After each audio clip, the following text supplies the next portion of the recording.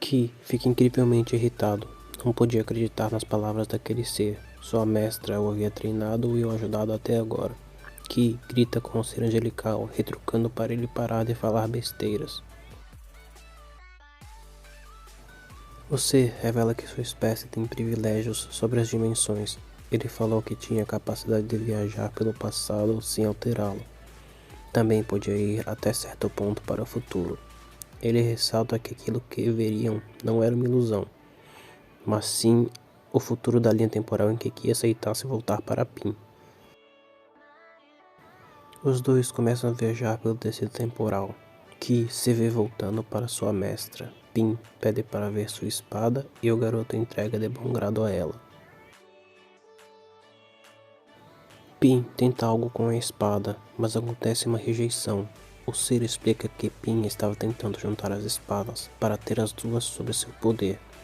Mas mesmo com o pacto que fez com Ki, ela era muito diferente do rapaz. A vibração de sua espada e a espada de Ki não entraram em sintonia. Pin percebeu que não tinha como se apossar da espada do rapaz, então só tinha um jeito. Ela dilacera o rapaz. Ela queria usar Ki para pegar mais um cristal, mas não podia arriscar de perder uma espada já conquistada. Poderia treinar outro servo para não arriscar tal erro acontecer. A espada de Ki finalmente se funde com a de Pin, dando a ela uma arma superior muito mais forte do que a de antes. Ela mal podia acreditar que dera certo. Havia sacrificado muitos discípulos antes de Ki e todos haviam falhado. Agora não podia perder tempo. Tinha que escolher outra pessoa para treinar e conseguir mais um cristal para ela. Ki cai no chão, muito arrasado. O ser fala que aquela era a verdade, não teria por que mentir, mas Ki precisava saber. O ser fala que como Pin não pode sair da área que ela é responsável, a área do barão, ela treina jovens para conseguir realizar seus objetivos. Ki foi o primeiro que chegou tão longe. Ela já sacrificou várias pessoas, e você, Ki, era só mais um. Então, o amigo revela o objetivo principal de Pin.